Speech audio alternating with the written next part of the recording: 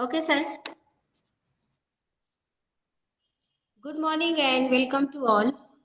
On behalf of MGB Arts, Commerce and Science College, Malegaon City, Vishaka Committee and IQAC organized one-day webinar on skill development. Thank you all for being here. I am Professor Fauzia, Head of the Topic Chemistry. I welcome our Principal S.T. Hale sir, Vice Principal Dr. Arif Anjum sir, CEO of our college Dr. Shakib Ahmed sir, Vishaka Committee members, Accuracy Coordinator Dr. Rizwana Hamdani ma'am, Physical Director and all my colleagues and my dear friends. I call Professor Mubashira ma'am for giving introduction of today's program. Over to Mubashira ma'am. Thank you, madam.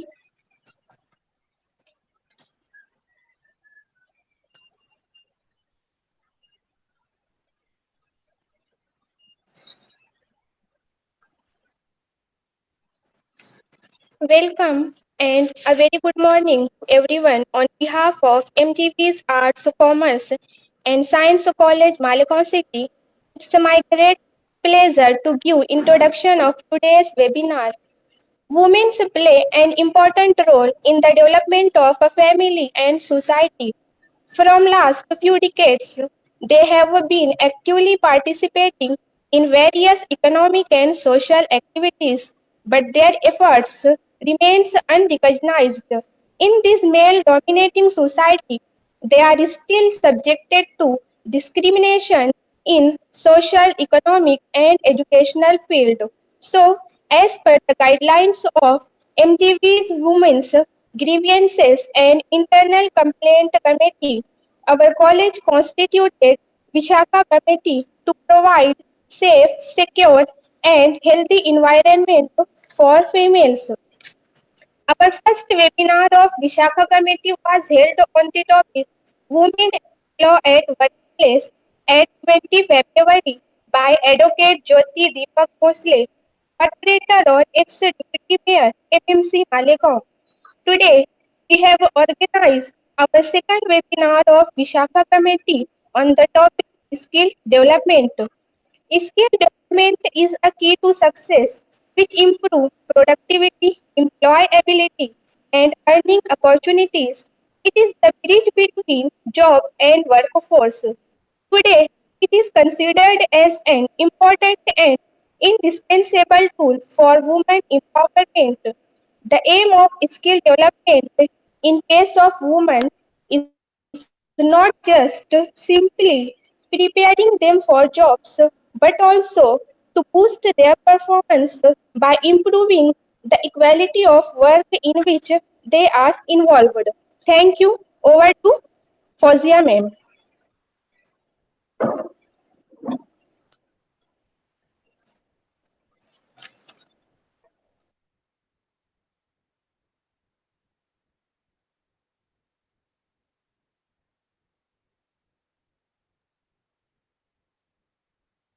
Ma'am mic on कीजिए. Thank you, Mubashira ma'am.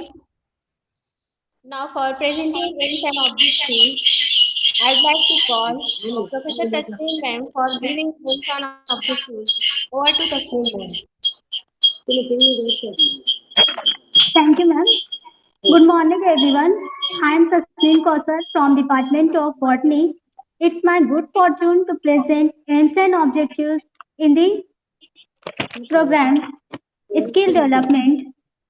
The main objectives of skill development to create opportunities for the development of talent within the country and improve all over scope and space for underdeveloped sectors. To prepare and to preparing women for economic independence, to offering vocational courses simultaneously with the regular degree courses, helping students to discover their interests, aptitudes, and potentials, to guidance for choice of appropriate courses and future careers, to maximizing their potentialities and boosting self-confidence. These are the objectives of the program. Thank you so much, ma'am. Over to Fozia ma'am. Thank you, ma'am, for providing a very clear aims and objectives. She is someone who is being followed every moment. She is inevitable. She is a book of knowledge. She is a bloomed flower on a fresh morning with a scent of solace. Do you know her? She is being our user. She is our IQAC and Vishaka committee coordinator who fills in the gap of our dawn with color. I request Dr. Hamdani Rizwana ma'am for expressing welcome note. Over to Rizwana Hamdani ma'am. Thank you ma'am. हमारे आज के इस programme के chief speaker हैं honourable कन्नौर sir. कन्नौर sir को मैं welcome करती हूँ, खुशामदीद कहती हूँ, सुस्वागतम करती हूँ महात्मा गांधी विद्या मंदिर की जानिब से, हमारे विशाखा कमेटी की प्रेसिडेंट की जानिब से मैं कन्नौर सर को वेलकम कहती हूँ। हमारे रिस्पेक्टेड प्रिंसिपल साहब की जानिब से मैं उनका दिली खैर मकदम करती हूँ। हमारे बहुत ही डायनामिक आरिफ सर की जानिब से और विशाखा कमेटी के तमाम ही मेंबरान की जानिब से मैं दिली खैर मकदम करती हूँ सर का। Thank you very much. Over to Fozia ma'am. Thank you, ma'am. I request Dr. Arif Anjum sir to introduce our today's speaker as the secret to success is good leadership, and good leadership is all about making the lives of your team members or workers better. Over to Dr. Arif Anjum sir. Thank you ma'am. आज के हमारे keynote speaker Rohit Kannaur sir, Vishakha committee IQC committee के coordinator Rizwana ma'am और तमाम ही दीगर teachers and students. जहाँ तक के ताल्लुक है रोहित कन्नौर सर का, सर कारपोरेशन के अंदर अभी as a mission manager DNULM government की जो स्कीम होती है उसमें एज ए मिशन मैनेजर के तौर पे काम कर रहे हैं। 2009 में सर ने कारपोरेशन में ज्वाइन किया था एज ए असिस्टेंट मैनेजर और 2014 में सर का प्रमोशन हुआ as a mission manager DNULM scheme में। सर कारपोरेशन की जानिब से चलने वाली तमाम ही skill development schemes, self help group scheme और शॉर्ट टर्म लोन की स्कीम, उसी तरह बहुत सारी जो रोजगार से जुड़ी हुई जितनी भी स्कीम है सर उनके मैनेजर हैं, कोऑर्डिनेटर हैं। जहाँ तक के सर का ताल्लुक है, सर का मेरा खास तौर पे पर्सनल बहुत अच्छा रिलेशन है।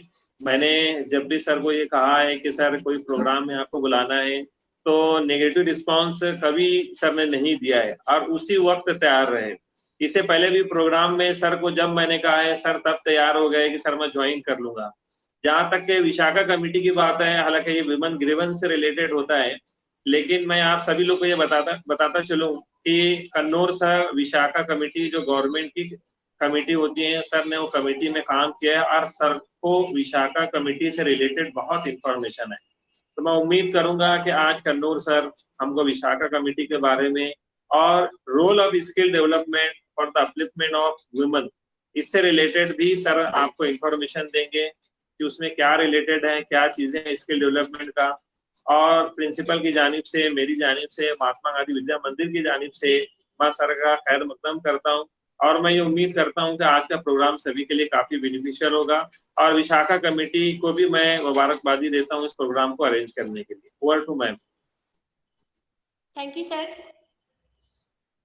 Now the time comes to listen the most important part of today's webinar. Over to today's speaker, Rohit Kannor sir.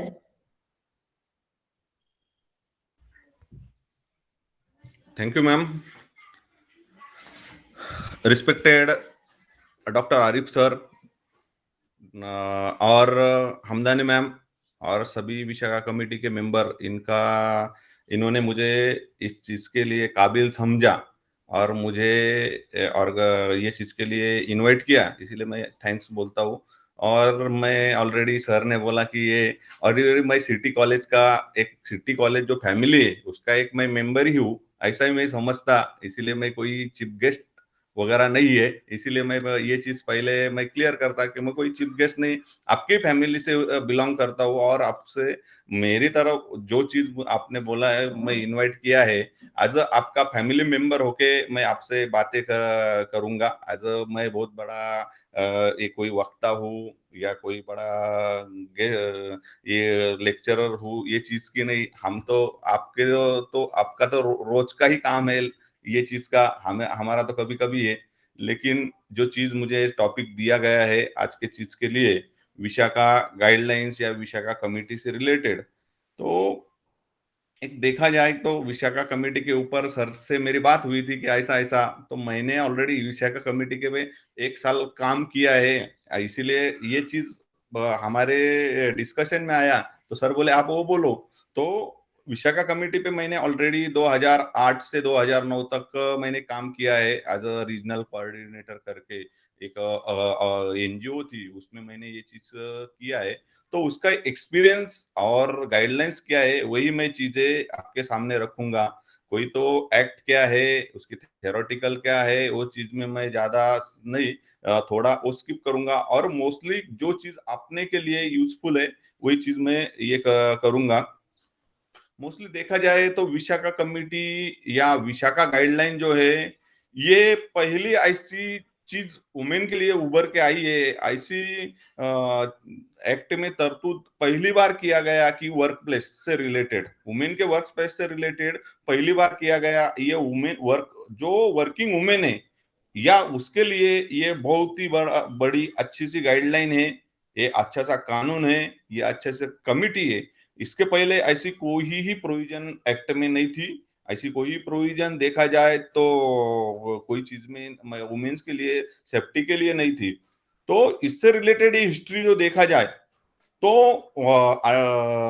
जो 17 की जो घटना दुरुस्ती है, वो घटना दुरुस्ती में बहुत सारे वुमेन के लिए राइट दिए गए, वो वुमेन के लिए अलग अलग टाइप के राइट्स उसमें शामिल शामिल किए गए। उसके तहत ही तो 1985 में women development related project government ने इम्प्लीमेंटेशन करना शुरू कर दिया। और वुमेन को वो डेवलप करना हो तो उसके लिए वो प्रोग्राम गवर्नमेंट ने इम्प्लीमेंट करना पूरे कंट्री में शुरू किया। उसमें मोस्टली करके देखा जाए तो राजस्थान ये ऐसा स्टेट था कि वहां पे उसकी बहुत ज्यादा जरूरत थी। तो महिलाओं से रिलेटेड जो भी कोई डिस्क्रिमिनेशन होता है या महिलाओं को महिला एम्पावरमेंट के लिए जो काम किया जाना चाहिए तो राजस्थान में किया जाना चाहिए। तो इसीलिए राजस्थान में वो प्रोजेक्ट इम्प्लीमेंटेशन किया गया। उसमें जैसे कि आज के टाइम तो आशा वर्कर जैसे काम करती है, अपने यहाँ हेल्थ से रिलेटेड आशा वर्कर काम करती है, वैसे ही उस टाइम में सोशल वर्कर करके काम करने वाली एक एनजीओ थी। वो एनजीओ की मेंबर जो थी भवरी देवी, ऑलरेडी उसका अलग से नाम है। जैसे कि दिल्ली में जो केस हुआ था गैंग रेप का, उसका नाम अलग है पर उसको निर्भया नाम दिया गया। वैसे ये भवरी देवी ये ऐसा नाम लिया नाम है, उसका नाम अलग है क्योंकि उसकी आइडेंटिटी अपन कानून के तहत आइडेंटिटी नहीं बताए जा सकते, इसलिए वो उसका नाम भवरी देवी रखा गया। वो भवरी देवी जो थी वो सामाजिक काम करती थी। वहां में राजस्थान में देखा जाता है कि चाइल्ड मैरिज बहुत ज्यादा मात्रा में होती है, चाइल्ड मैरिज उस टाइम में बहुत होती थी। तो वो चाइल्ड मैरिज रोकने के लिए, बाल विवाह रोकने के लिए वो काम करती थी। ऐसे कोई जहाँ पे बाल विवाह हो रहा हो उसके बारे में इंफॉर्मेशन वो उस जो मशीनरी हो, गवर्नमेंट मशीनरी थी, गवर्नमेंट मशीनरी को इंफॉर्मेशन देने का काम वो कर रहे थे। मेरा आवाज आ रहा है? मुझे क्लियर करेंगे? Yes sir. हाँ हाँ। तो वो चीज काम वो सोशल वर्क का काम वो भवरी देवी करती थी। तो भवरी देवी ने वो काम शुरू किया और ऐसे ही एक दिन देखा जाए तो 1 साल की लड़की का एक गांव में पटासे करके क्या ऐसा कोई तो गांव है, वहां पे 1 साल की लड़की का मैरिज हो रहा था। तो वो गुज्जर समाज से रिलेटेड था। और समाज का मैं इंट्रोड्यूस इसलिए दे रहा कि वो जो चीज जो सुप्रीम कोर्ट के जजमेंट में उसमें से रिलेटेड जो चीज है, तो गुज्जर समाज जो था, गुज्जर समाज में ये चीज मैरिज किया जाता था, तो वो वहां पे वो भंवरी देवी गई और उन्होंने वो विवाह के बारे में, वो मैरिज के बारे में उनको बताया कि ये गलत है। उनका 1 साल की उम्र में तुम विवाह शादी कर रहे हैं, तो ये चीज गलत है, तुम ऐसी चीज नहीं कर सकते, कानूनन तौर पे बंदी है। तो वो चीज में वो गुज्जर समाज के जो लीडरान थे उनको गुस्सा आया, और जो खौतीन थी भौरी देवी, उनको उन्होंने कहा तुम तो निचली कास्ट से हो, हम तो ऊंचे कास्ट के। राजस्थान में देखा जाए तो गुज्जर समाज का बहुत भी बड़ा वर्चस्व है, उनको ऊंची कास्ट बोला, ऊंची कास्ट में ऐसा वो समझते हैं। तो ऊंची कास्ट में है, तुम नीचे कास्ट के हमारे इसमें दखल अंदाजी क्यों कर रही है, हमारी चीज में टांग क्यों अड़ा रही है, ऐसा करके उन्होंने ये किया। तो उन्होंने क्या किया, तुमने ऐसा किया, तो उन्होंने उनके जो 5 लीडरान थे उन्होंने उनके ऊपर गैंगरेप किया, और वो गैंगरेप करके, गैंगरेप होने के बाद उन्होंने जब एफआईआर दाखिल किया, तो वो चीज को जो सब पुरावे थे, जो सब चीज थी, वो उनको कोई मशीनरी ने हेल्प नहीं की। पुलिस की तरफ गए, पुलिस ने सब जो सबूत थे वो खत्म कर दिए। डॉक्टर के तरफ गए तो डॉक्टर ने वो रिपोर्ट ही बदल दिया, और जो चीज स्थानिक लोगों थे उन्होंने ही वो चीज को दबा दिया, और वो मामला रफा दफा करने की कोशिश की। लेकिन अपन देख सकते हैं कि एक एनजीओ का बहुत ही बड़ा रोल ये डेवलपमेंट में, इंडिया के डेवलपमेंट में रहा है। अपन जैसे कि चौथा आधार स्तंभ, अपन जर्नलिज्म को, पत्रकारिता को मान सकते हैं, अलग अलग चीज को। मैं बोलता वैसा ही रोल डेवलपमेंट के रिलेटेड या कोई हक से रिलेटेड एनजीओ का भी रहा है। तो उस टाइम ये चीज जब विशाखा करके एक एनजीओ थी, वो अलग अलग वुमेन ग्रुप थे, वो अलग अलग वुमेन ग्रुप विशाखा एनजीओ के फोरम के साथ एक आए, और उन्होंने सुप्रीम कोर्ट में याचिका दाखिल की। उन्होंने ये चीज को जो ये किया था, तो ये पूरी इंडिया में से ये वुमेन ग्रुप इकट्ठे हुए और विशाखा के नाम से उन्होंने याचिका दाखिल की। तो वो विशाखा एक एनजीओ थी, नॉन गवर्नमेंट ऑर्गेनाइजेशन थी, वो उसके तहत Vishakha versus state of Rajasthan ऐसा करके वो केस आगे चला। तो आगे जाके जब ये जो चीज हुई थी 1992 में हुई थी, तो 1992 में वो चीज होने के बाद सुप्रीम कोर्ट में दाखिल किया गया। तो सुप्रीम कोर्ट ने ये चीज के ऊपर उन्होंने जो याचिका दाखिल की, उसमें तो उन्होंने यही चीज डाली गई थी कि आर्टिकल 14 जो अपने कॉन्स्टिट्यूशन राज्य घटना है उसका जो आर्टिकल है, आर्टिकल नंबर 14, 15, 19 और 21, ये ये जो 4 आर्टिकल है उनके ऊपर चेंज करना या लिंकअप करना, ये चीज उन्होंने पहले ही सुप्रीम कोर्ट को की। सुप्रीम कोर्ट ने कहा ये तो हर एक को कानूनन राइट दिया गया है, तो इसमें अलग से क्या। तो विशाखा कमेटी ने ये चीज बताई गई, वो सब समान है, तो वर्क प्लेस से रिलेटेड ये चीज प्रावधान नहीं है। तो आर्टिकल 14 में डिस्क्रिमिनेशन बोला जाता है, तो ये डिस्क्रिमिनेशन हो रहा है, इसमें वर्क प्लेस रिलेटेड चीज होना चाहिए। 19 में फ्रीडम से रिलेटेड होना चाहिए उनके। तो ये चीज पे उन्होंने पहले तो गौर लगाई कि ये चीज तुम बोल रहे आर्टिकल है, तो वुमेन से रिलेटेड क्या। तो ये चीज पे बहुत सारी हियरिंग चली, उसके बाद सुप्रीम कोर्ट ने एक जजमेंट दिया। और सुप्रीम कोर्ट ने 1997 पे जो 1997 पे जो जजमेंट आया, तो वो जजमेंट को विशाखा गाइडलाइंस बोला गया। तो वो जजमेंट विशाखा गाइडलाइन बोला गया, और सुप्रीम कोर्ट ने बोला जब तक इसका एक्ट में प्रावधान नहीं हो जाता तब तक ये गाइडलाइन के स्वरूप में इस्तेमाल होगा, इसको इस्तेमाल करना चाहिए। तो 1997 से विशाखा गाइडलाइन है, विशाखा कमेटी 1997 से। तो वो विशाखा कमेटी का जो प्रावधान किया गया उसमें मोस्टली ये चीजें डेफिनेशन की गई। सुप्रीम कोर्ट ने वर्क प्लेस की डेफिनेशन की, वर्क प्लेस क्या हो सकता है।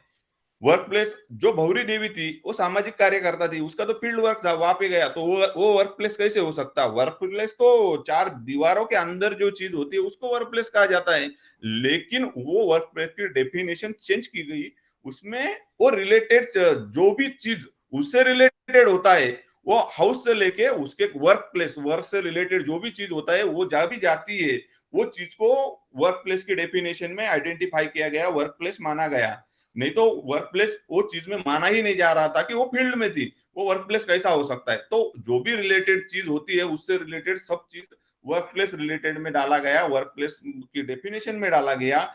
और ये चीज से रिलेटेड जो देखा जाए तो उसमें एक प्रावधान किया गया कि सेक्सुअल हरासमेंट क्या हो सकता है, सेक्सुअल हरासमेंट किसे, वर्क प्लेस पे रिलेटेड सेक्सुअल हरासमेंट किसे किसे बोला जा सकता है, sexual harassment and work place से रिलेटेड कौन सी चीज को सेक्सुअल हरासमेंट बोला जा सकता है।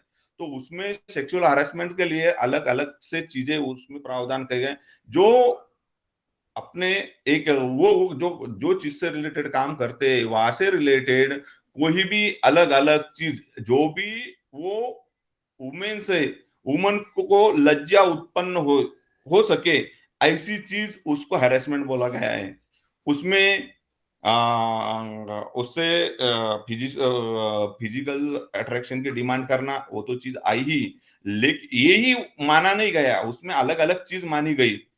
व्हाट्सएप या इंटरनेट के द्वारा या कोई भी चार्ट के द्वारा, कंप्यूटर द्वारा कोई भी चीज ऐसा उनको बुरा लगे, ऐसी चीज उससे रिलेटेड की जाए तो उसको भी ये डेफिनेशन में, इस डेफिनेशन में, हरासमेंट की डेफिनेशन में है। दूसरी चीज अलग अलग लफ्जों का यूज करना है, उसमें अलग अलग बहुत सारे लफ्ज यूज, ऐसे कुछ लफ्ज रहते हैं कि उसका एक ही लफ्ज का दोहरा मतलब निकलता है, दूसरा दो मतलब निकलते हैं, कि ऐसी चीज बोले जाए उससे जो वो वुमेन को तकलीफ होती है, उसको वो चीज से ये होता, लज्जा उत्पन्न होती है, उसको भी वो उसमें माना जाता है। जैसे कि मराठी एक्टर दादा कोंडके करके थे, वो दोहरा शब्द इस्तेमाल करते थे। अपन कॉमेडी नाइट विद कपिल देखते हैं, कपिल शर्मा के वो शो में भी को दो ऐसे कुछ दोहरे एक ही लफ्ज के दूसरे मतलब निकल सकते हैं, ऐसे इस्तेमाल किया जाता है। उसीलिए पीछे आपने देखा भी होगा कि कपिल शर्मा के शो पे कुछ लोगों ने ये भी किया था, आगे पीछे वो चीज के लिए उसमें थोड़ी पाबंदी भी लगाई गई कि ऐसी चीज इस्तेमाल नहीं कर सकते। जो कॉमेडी से रिलेटेड होते हैं उसमें ये दोहरे शब्द, ऐसे शब्द भी इस्तेमाल नहीं किए जा सकते। ऐसी सारी चीज वो हरेसमेंट की डेफिनेशन में इस्तेमाल की गई, हरेसमेंट के डेफिनेशन में लिया गया। ऐसी कोई भी चीज होती होंगी तो उसको सेक्सुअल हरेसमेंट माना जाएगा। उसमें मोस्टली वुमेन से रिलेटेड ही सब चीजें है, तो ये चीज ऐसे होता होगा तो वुमेन के सेफ्टी के लिए ये चीज गाइडलाइन के हिसाब से इस्तेमाल की गई। उसमें मोस्टली देखा जाए तो उसका आगे का विशाखा कमेटी क्या होती है, तो वो सुप्रीम कोर्ट ने उस चीज में ये चीज दाखिल की कि वो सुप्रीम कोर्ट ने हर government organisation, non government organisation या खाजगी ऑर्गेनाइजेशन हो सकती है, कंपनी वगैरह जो भी खाजगी होंगी, गवर्नमेंट, नॉन गवर्नमेंट और खाजगी, वो सब चीज में विशाखा कमेटी की स्थापना करना कानूनन कंपलसरी करवाया गया। ये 1997 से कंपलसरी करवाया गया कि विशाखा गाइडलाइन के तहत तुम्हें विशाखा कमेटी स्थापन करना ही है। तो कमेटी हर जगह स्थापन करना जरूरी माना गया। लेकिन अपन देखा जाए तो अपना इंडिया में कोई चीज अपन थोड़ा आगे चलते हैं जो उससे विशाखा से रिलेटेड, तो अपना यहाँ जो कोई चीज आती ही नहीं तब तक कोई इम्प्लीमेंटेशन होने को बहुत सारे साल लग जाते हैं, क्योंकि अपनी गवर्नमेंट मशीनरी का लैकुनास बहुत सारा है। बहुत सारे लैकुनास पे अपन आगे बात भी करेंगे। तो लैकुनास में रिलेटेड 17 साल 1997 का जजमेंट और 1913 में इसका एक्ट पारित किया लोकसभा, और एक्ट के रूप में आया 2013 में ये एक्ट आया, sexual harassment and work place का एक्ट 2013 में। इसको 17 साल लग गए। सुप्रीम कोर्ट तो ये कानून बनाना सुप्रीम कोर्ट का काम तो नहीं है। सुप्रीम कोर्ट ने जजमेंट दिया, लेकिन वो चीज को कानून एक एक्ट में प्रावधान करने के लिए 17 साल लग गए। तो इससे रिलेटेड अपन देख सकते हैं कि क्या चीज है, कितना अवेयरनेस का अपने ये है। तो वो एक्ट जो है विशाखा गाइडलाइन पे डिपेंड ही पूरा एक्ट है, उसमें अलग से कुछ नहीं है। तो एक्ट में और विशाखा गाइडलाइन में क्या चीजें नमूद है उसमें अपन बात करेंगे। तो विशाखा कमेटी जो है हर जगह स्थापन करना, जहाँ पे महिला काम करती है, जहाँ पे महिला है वहां पे वो चीज ली गई। वो उसके दायरे में कौन कौन आएगा? उसके दायरे में तो सभी आएंगे। उसमें वर्क प्लेस में काम करने वाले जो भी काम करते होंगे, सब जो ऑफिशियल काम करते होंगे, ऐसे जो भी काम करते होंगे वो भी आ गए। उसमें देखा जाए तो जो घर का काम करते हैं, होममेड का काम करते हैं, धुनी भांडी का जो काम करते हैं, वो भी वो एक्ट में आ गई। वो एक्ट में और गाइडलाइन में उनका ही प्रावधान आ गए। कॉलेज के स्टूडेंट जो है अलग, या जो स्टूडेंट है अलग अलग तरीके, वो स्टूडेंट भी उस डेफिनेशन में आ गए। ये डेफिनेशन में सबका जिक्र किया गया है। ऐसे ही कोई नहीं, जो जहाँ से रिलेटेड उसके इसके रिलेटेड जाता है वो वर्क प्लेस उसका हो सकता है, ये किया गया। उसके लिए कमिटी की स्थापना करना, हर वहां पे जहाँ पे वुमेन्स वर्किंग करते होंगे वहां पे कमिटी का प्रावधान करना, स्थापना करना कंपलसरी किया गया। और वो कमिटी स्थापन करके उसका बोर्ड जो सबको दिखे ऐसी जगह लगाना ही प्रावधान किया गया। तो वो कमिटी क्या रहती है? कमिटी में जो देखा जाए, आप सब कमिटी मेंबर है, इसलिए मुझे लगता है आप सब कमिटी के बारे में मुझसे ज्यादा जानकारी होंगी। तो कमिटी में जो कोई ज्येष्ठ वहां के एम्प्लॉयज होंगे, जो कर्मचारी होंगे, ज्येष्ठ कर्मचारी होंगे, या ज्येष्ठ प्रिंसिपल होंगे, या कोई भी ज्येष्ठ बड़े होंगे उससे रिलेटेड, यानी कि जिसकी सर्विस ज्यादा हुई वैसे रिलेटेड जो भी होगा उसको उसका प्रेसिडेंट किया जाना चाहिए। वो महिला ही होनी चाहिए, वुमेन ही होनी चाहिए। ये कमेटी की प्रेसिडेंट वुमेन ही होना चाहिए। ये इसका पहला प्रावधान है। दूसरा प्रावधान, उसके मेंबर जो है 50 से ज्यादा पर्सन मेंबर वो लेडीज ही होना जरूरी है। उसमें वो वहां से रिलेटेड सेक्रेटरी जो है, वो कमेटी का सेक्रेटरी जो अध्यक्ष से नीचे, अध्यक्ष से कम से थोड़ा बहुत कम उसकी सर्विस हुई होंगी, वो सीनियर होगा तो उसको सेक्रेटरी बनाया, वो सेक्रेटरी होना चाहिए। सोशल सामाजिक क्षेत्र से रिलेटेड, एनजीओ से रिलेटेड एक मेंबर होना भी जरूरी है। और वो कायदे से रिलेटेड जानकारी रखने वाले लोग उसमें होना जरूरी है। ऐसी एक कमेटी का फॉर्म किया गया। वो कमेटी स्थापन होने के बाद वो डिस्प्ले किया जाना जरूरी है सभी जगह। जो भी वर्किंग प्लेस होगा, जो भी वर्किंग कॉलेज हो, कोई ऑफिस हो, कोई कंपनीज हो, उसमें किया जाना जरूरी है। ये इसका चीज जो देखा जाए, मेरा एक एक्सपीरियंस इसके बारे में बताता मैं। हम 2008 में जब काम करते थे तो लेबर कमिश्नर के तरफ गए। लेबर कमिश्नर को बोला कि ऐसी एक गाइडलाइन है, आप एक तो हम एनजीओ से बिलोंग करते थे, तो आज तुम्हारा काम क्या है कि आप कितने कंपनी में ऐसी बनाई गई कमेटी, आपको पता है क्या? वो बोले ऐसे चीज की गाइडलाइंस होती है या ऐसी विशाखा कमेटी होती है, ये मुझे ही पता नहीं है। तो उन्होंने वो चीज पे लेके नीमा को, नासिक में इंडस्ट्रीज का जो नीमा देखता है, उन नीमा को एक लेटर निकाला और उन्होंने बोला कि ये चीज का हर जगह कंपलसरी होना चाहिए कि हर कंपनी में तुम इस्तेमाल करो, एक स्थापना इस्टेब्लिशमेंट करो, स्थापना करो। तो वहां पे उन्होंने एक वर्कशॉप किया, हमने वर्कशॉप कराया उनके साथ। सब कंपनी में एक ही दिन के अंदर 300 से ज्यादा कमेटी फॉर्म हो गई। वो सिर्फ कागज पे फॉर्म हो गई, पर लेकिन उसका वर्किंग क्या है, उसको क्या रिलेटेड है, अभी हर जगह कमेटी जो है हर जगह है, लेकिन उसकी कैपेसिटी बिल्ड होना भी जरूरी है। आज कानून में प्रावधान किया गया, गवर्नमेंट के पास ऐसी कोई मशीनरी ही नहीं है कि उसका कैपेसिटी बिल्ड हो। उनको कैपेसिटी बिल्ड होके जो कमेटी का रियल काम है, लोग जो वर्किंग वुमेन है या जो कोई चीज उससे रिलेटेड वुमेन है, उनमें अवेयरनेस किया जाए कि ऐसे आपके लिए कोई तो कमेटी रहती है। जब तक कोई चीज ऐसी अवेयरनेस नहीं होगा, ऐसा गवर्नमेंट कोई तो मशीनरी निर्माण नहीं करेगा, ऐसा कोई तो मशीनरी डेवलप नहीं करेगा, तब तक तो इसका इस्तेमाल नहीं हो सकता। पुलिस से रिलेटेड चीज देखा जाए, ऐसी चीज से रिलेटेड पुलिस को ही पूरी जानकारी नहीं है। पुलिस को विशाखा कमेटी यहाँ स्थापन कर दी है, ऐसी ऐसी चीज रहती है, पर लेकिन उससे रिलेटेड चीज ये नहीं है। तो पहली चीज तो अवेयरनेस गवर्नमेंट की तरफ से होना बहुत ही जरूरी है। ये चीज पे हर कमेटी की कैपेसिटी बिल्ड होना भी बहुत ही जरूरी है। जब तक कैपेसिटी बिल्ड नहीं होगा तब तक कमेटी, जो विशाखा कमेटी है, उनका वर्किंग अच्छी तरह से नहीं होगा।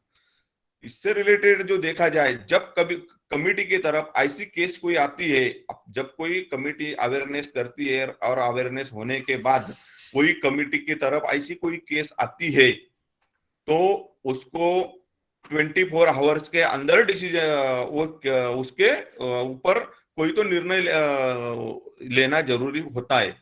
ऐसी केस आई तो ऐसी केस आने के बाद, और कमेटी को देखा जाए, जितना सिविल कोर्ट को राइट है वैसा ही राइट तो कमेटी को, उतना राइट कमेटी को भी दिया गया है। उसमें ऐसी कोई केस आती है कि उसपे सुना जो है कोई तो इससे रिलेटेड केस का अपील चलाना या उसका हेयरिंग चलाना, तो 24 घंटे के अंदर डिसीजन लेना जरूरी है। उसमें जो कंप्लेंट कौन कर सकता है, जो भी कोई विक्टिम होगा, जो ही जिसके ऊपर वो चीज, वो जो वुमेन है, जो खातिन है, वो कंप्लेंट दाखिल कर सकते हैं। कोई चीज में वो पूरी तरह से या टेंशन में, बोधरेशन में है, या वो बोलने के लायक नहीं है, क्योंकि ऐसी चीज हुई तो वुमेन पे बहुत ही मोस्टली इसका मेंटली इफेक्ट बहुत ज्यादा मात्रा में हो सकता है, वो आगे भी नहीं आ सकती। तो उसका लेखी में कोई आती है, उसका दोस्त, उसका फैमिली मेंबर्स, वो भी लेके आता है, तो कमेटी को वो भी एक्सेप्ट करना जरूरी है। लेकिन हेयरिंग के दौरान वो उनको हाजिर होना भी उतना इम्पोर्टेंट है। वो लेना, इसीलिए वो कंप्लेंट कमेटी को लेनी पड़ती है। कमेटी ने वो लेने के बाद जो है उनकी आइडेंटिटी जो है टोटली कॉन्फिडेंशियल रखना है, उसकी कोई आइडेंटिटी किसी के सामने ना आए, ये कमेटी का पूरा कमेटी का राइट है, और कमेटी ने वो चीज पे गौर करना जरूरी है। उनकी आइडेंटिटी कभी ही सामने किसी के सामने ना आए। कोई भी वुमेन रिलेटेड पुलिस केस होता है, वुमेन के हैरेसमेंट रिलेटेड कोई केस होता है, पुलिस स्टेशन में होता है या कोर्ट में चला जाता है, तो उसकी आइडेंटिटी ये बताई नहीं जाती। वैसी आइडेंटिटी ये कमेटी ने ही नहीं बतानी नहीं है। तो ये चीज ये कमेटी ने पहली चीज करना चाहिए, ये चीज है। उसके बाद उसके रिलेटेड जो भी कोई विक्टिम होगा और जो भी कोई अपोजिशन वाला होगा जिन्होंने हरेसमेंट किया है, ऐसा कोई होगा, तो उससे रिलेटेड वो एक तो ट्रांसफर नहीं ले सकता, उसको ट्रांसफर किया नहीं जा सकता, ये डिपार्टमेंट से रिलेटेड अलग डिपार्टमेंट में नहीं किया जा सकता। तो जब तक उसका डिसीजन ना आए, वो चीज का कहीं उसको नहीं, वो जो सामने हरेसमेंट करने वाला है उनको ट्रांसफर नहीं किया जा सकता, वो वहीं पे रह सकते हैं। दूसरी चीज, ज्यादा से ज्यादा वो किया जाए तो हक रजा पे जा सकता है, ये प्रावधान वो इसमें किया गया है, गवर्नमेंट से रिलेटेड चीज इसमें है। और सबसे ज्यादा इंपॉर्टेंट चीज है, कोई भी कमेटी से रिलेटेड उन आपस में समझौते से कोई केस सॉल्व होती होंगी, लेकिन उसमें मेजर इफेक्ट हो तो वो पुलिस की तरफ जो है क्रिमिनल या सिविल केस के लिए ही रेफर हो सकती है। लेकिन ऐसी कोई मेजर चीज नहीं है उसमें, तो कमेटी आपस में ये चीज सॉल्व कर सकती है, आपस में समझौता करके उसको समझा सकती है, उसको ये खत्म कर सकती है। लेकिन उसको सामने वाले को, हरेसमेंट करने वाले को ताकीद भी दे सकती है कि आगे जाके ऐसी चीज ना आए, ऐसा आया तो उससे रिलेटेड एक्शन लिया जा सकता है। लेकिन किसी के दबाव में आके कमेटी ये डिसीजन नहीं लेंगी। कोई चीज दबाव में आके वुमेन से रिलेटेड समझौता, सामने वाली वुमेन जब तक ये चीज नहीं होती हो, वो किसी के दबाव में आके ये चीज करती होंगी, तो यही ये चीज कमिटी वो एक्सेप्टेबल नहीं है कमिटी इसमें। तो ऐसे इसमें वो कमिटी का जो है केसेस के वो उसके ऊपर डिसीजन जो ऐसे कंप्लेंट आती है, बाकी की चीज पुलिस रिलेटेड हो तो पुलिस के तरफ रेफर करना जरूरी है। 90 दिनों के अंदर कमिटी को फाइनल डिसीजन लेना जरूरी है। कमिटी ने जो भी डिसीजन लिया, ये चीज जो डिस्ट्रिक्ट ऑफिसर है, महिला बाल कल्याण डिपार्टमेंट इसका इम्प्लीमेंटेशन करना है, उसके तरफ वो चीज का उसके लिए ही उनके तरफ भी भेज सकती है आगे की कार्रवाई। उन्होंने 6 दिन के अंदर इसके ऊपर डिसीजन लेना है और 6 दिन के अंदर ये चीज का करना जरूरी है। तो ये चीज विशाखा कमिटीज के प्रावधान में, उसमें स्टूडेंट से रिलेटेड, कॉलेज से रिलेटेड चीज जो देखा जाए, हर स्टूडेंट इसके जो वुमेन लेडीज जो लेडीज स्टूडेंट है वो सब इसके दायरे में आते हैं। तो और यही चीज नहीं, कॉलेज से रिलेटेड कोई क्लास से रिलेटेड भी हो, वो कोई क्लास में गई और क्लास में या वो रास्ते से जाते ऐसी ही चीज होती होंगी, तो वो भी उसके इसमें आ सकती है। इसके लिए ही ये किया जा सकता है। इसीलिए विशाखा कमिटी का काम वुमेन जो है उनके लिए बहुत ही बड़ा है। जब तक लेकिन क्या है, कमिटी है इसके लिए जो कमिटी है उस कमिटी तो है, पर लेकिन वो कमिटी से रिलेटेड अवेयरनेस होना ही उतना जरूरी है। उसीलिए अवेयरनेस किया जाना ही इम्पोर्टेंट है, वो अवेयरनेस हो। और पहली चीज, उनके होने वाले बहुत सारे वुमेन जो रहती है उन पे होने वाले हरेसमेंट रहती है, आगे नहीं आती है। तो एक चीज रहती है, पैसे को घोड़े को पानी दिखाया जा सकता, पिलाया नहीं जा सकता। पैसे को पानी दिखाया जा सकता है, पिलाया नहीं जा सकता।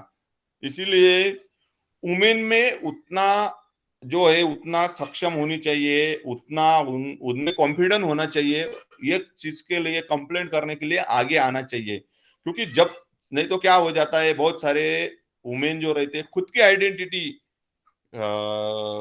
मेरी आइडेंटिटी खराब होंगी या मेरा आइडेंटिटी सामने आएंगे, इसके लिए आगे नहीं आते।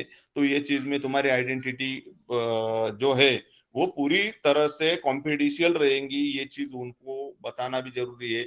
इसीलिए ये कमिटी तो हर जगह अभी जो देखा जाए, शासन ने महाराष्ट्र गवर्नमेंट ने उसका जीआर भी निकाला कि कमेटी स्थापन का हर जगह होनी चाहिए। हर जगह कमेटी भी स्थापन हो गई है, गवर्नमेंट रिपोर्ट भी मांग, पर उसका सही ढंग से अवेयरनेस होना मुझे लगता है बहुत ही ज्यादा जरूरी है। इसके लिए हम सब जो लोग हैं उनका काम बनता है कि इसके रिलेटेड अवेयरनेस किया जाए, उसका अच्छी तरह से इस्तेमाल किया जाए।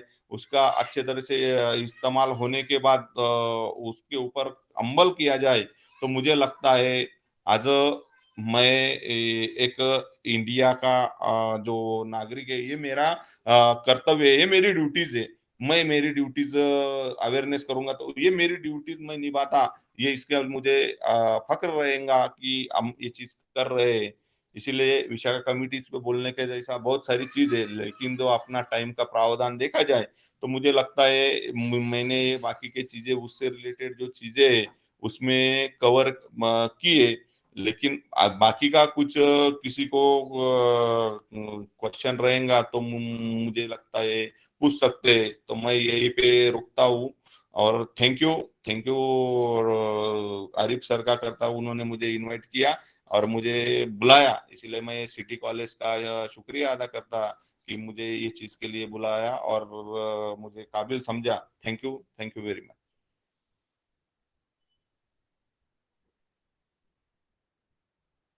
Thank you very much, Ravi sir, for sharing our valuable information regarding skill development that is very beneficial for all of us. Now, I would like to call Professor Sana ma'am for giving vote of thanks. Over to Sana ma'am. Thank you, ma'am.